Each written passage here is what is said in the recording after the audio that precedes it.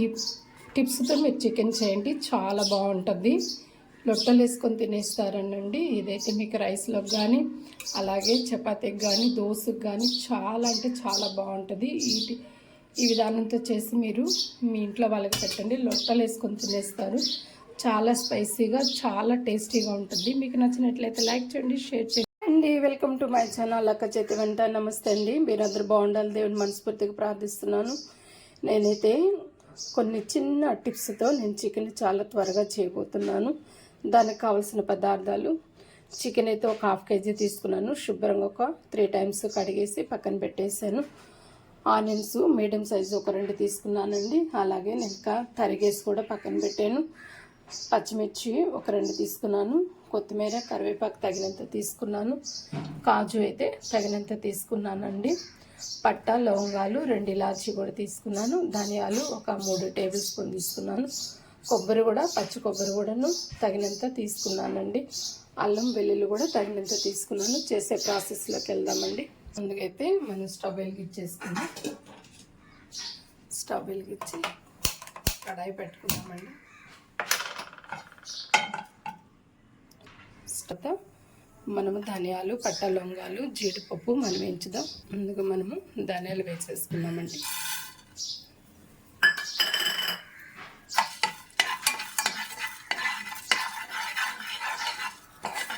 ఇప్పుడు కాజు పట్ట లవంగాలు అలాగే 2 ఇలాచి కొద్దిగా మొగ్గు కూడా వేసానండి.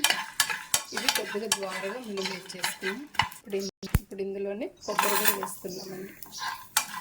ఈ టిప్స్తో మీరు చికెన్ చేయండి, చాలా టేస్ట్ అనిపిస్తుంది. ఇట్లా ఒక 2 నిమిషాలు ఇలా మనం ఏం చేసుకొని మిక్సీ పట్టేసుకున్నాం. అయితే స్టవ్ ఆపేద్దామండి. చూడండి, మనకైతే బాగా ఫ్రై అయిపోయినాయి. స్టవ్ ఆపేసి ఇవి మిక్సీ జార్లో వేసేద్దాం. ఫ్రై చేసుకున్నన్ని మనము ఇందులో వేసేద్దామండి.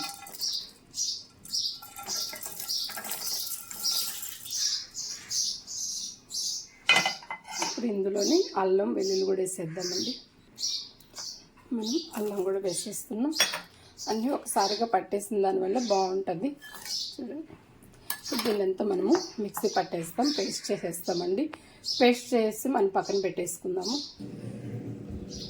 చూస్తారు ఫ్రెండ్స్, అసలే అన్నీ వేయించి ఇలా పేస్ట్ పెట్టిన దానివల్ల మసాలానే గుమగుమలాడుతుంది. ఈ టిప్స్తో మీరు నానమ్మ అమ్మమ్మలు చేసే చికెన్ అండి ఇది. మనం ఇంకా రోలు ఉన్నా కూడా దాంట్లో మనం నూరుకొని చేసినా కూడా చాలా బాగుంటుంది.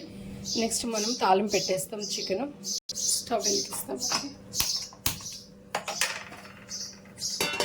ఇప్పుడు ఇందులో మనం ఆయిల్ పోద్దాం.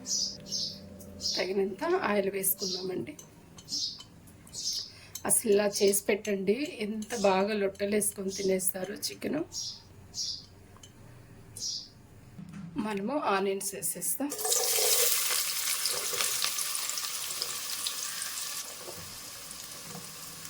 ఇవి మనకు బాగా గోల్డెన్ కలర్ వచ్చేంత వరకు మనం ఇలా ఫ్రై చేసేసుకున్నాం. ఆనియన్స్ బాగా ఫ్రై అయిపోవాలి.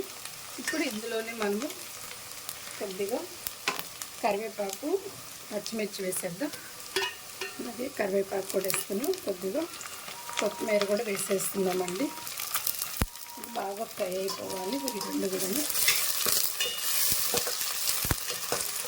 ఇవన్నీ బాగా ఇలా ఫ్రై అయిపోయినాయి కదా. ఇప్పుడు ఇందులో మనం మసాలా వేసేసుకున్నామండి.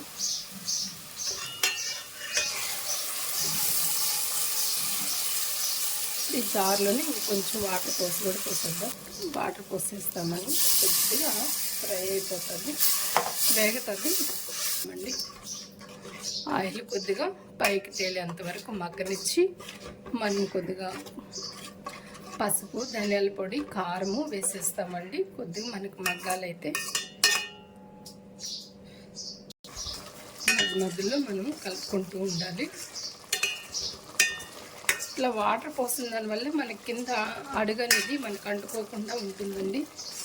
సరే, ఇట్లా మగ్గుతూ ఉన్నప్పుడు కొద్దిగా ఆయిల్ అంతా కూడా పైకి ఇలాగ మనకు వచ్చేస్తుంది. అప్పుడు మనం కారము ధనియాల పొడి యాడ్ చేసుకోవచ్చు. ఇప్పుడు మనము వేసేద్దామండి. పసుపు అవన్నీ వేసేద్దాం. తగినంత పసుపు వేసుకున్నాం. మనం చికెన్ అయితే సపరేట్గా మనం ఉడకపెట్టలేదండి, దీంట్లోనే వేస్తాము కాబట్టి ఒకేసారి మన పసుపు కూడా కొద్దిగా ఎక్కువ వేసుకున్నాం. కారం కూడా ఒక 2 స్పూన్లు వేస్తున్నానండి, మీకు తగినంత వేసుకోండి. అలాగే ధనియాల పొడి కూడా ఒక 2 స్పూన్లు వేస్తున్నాం, ఎందుకంటే మనకి గ్రేవీ అనేది వస్తుంది. ఆల్రెడీ మనం ధనియాలు కూడా వేస్తున్నాం కాబట్టి గ్రేవీ కోసం మళ్ళీ పొడి కూడా వేస్తున్నాం. ఇంకొంచెం మనం వాటర్ పోస్తామండి. అయితే ఇందాక మిక్సీ పట్టిన వాటరే ఉన్నవి. ఇప్పుడు ఇందులో మనము చికెన్ కూడా వేసేస్తాం.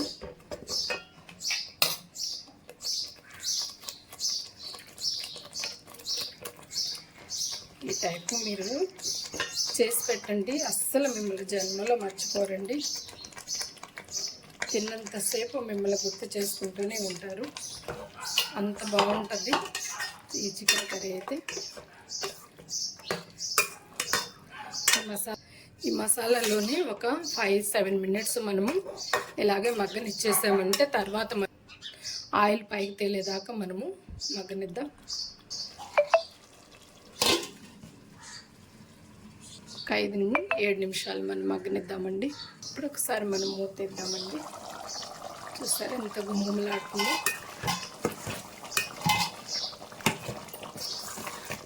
ఇప్పుడు ఇందులో మనం తగినంత సాల్ట్ వేసుకుందాం. ఉప్పు ఇందాక మనం వేయలేదు కాబట్టి తగినంత వేసుకుందాం. సాల్ట్ మాత్రం చూసి వేసుకోండి.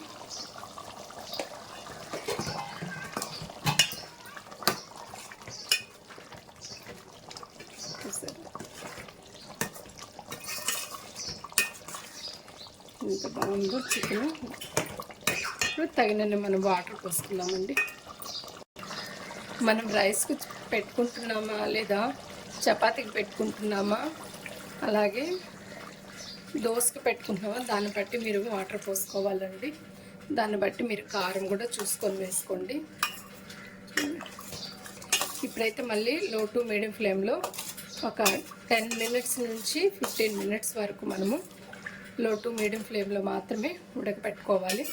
పచ్చివాసన మనకు పోయేంత వరకు మనకి ఇందాక ఉడికించుకున్నాం. ఇప్పుడైతే కొద్దిగా ఈ వాటరు మనకి చిక్కబడేదాకా మనము ఉడికిచ్చేసుకుందామండి. లో టు మీడియం ఫ్లేమ్లో పెట్టుకున్నాం. మీకు స్పైసీ మాత్రం చాలకపోతే కారం ఉప్పు అన్నీ ఇప్పుడే చూసి మీరు వేసుకోవచ్చు. నాకైతే అన్నీ సరిపోయినాయి. మనం చూద్దామండి. చూస్తారా మనకు ఆయిల్ కూడా సైడ్ అంతా ఎలాగా మనకి సైడ్ వచ్చేసిందో అంతేనండి. ఈ టిప్స్తో మీరు చికెన్ చేశారంటే చాలా బాగుంటుంది. మనం వాపేసి సర్వింగ్ బౌల్లో తీసేసుకుందామండి.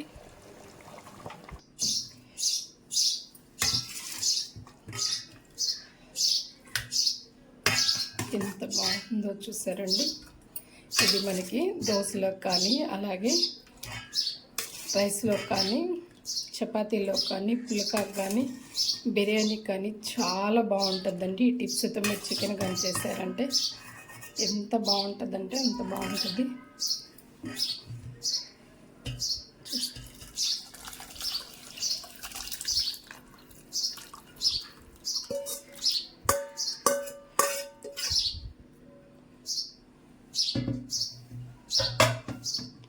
చూసారు ఫ్రెండ్స్, దీంట్లో మనము కొత్తిమీరతో గార్నిష్ చేసేసుకున్నాం. చపాతీకి కానీ రైస్కి కానీ దోశకి కానీ పుల్కాకు కానీ చాలా బాగుంటుందండి. మీరు ఈ టిప్స్తో చికెన్ చేయండి, చాలా బాగా ఇష్టపడతారు. మీకు నచ్చినట్లయితే లైక్ చేయండి, షేర్ చేయండి, సబ్స్క్రైబ్ చేసుకోండి ఫ్రెండ్స్. నమస్తే, బాయ్ ఫ్రెండ్స్.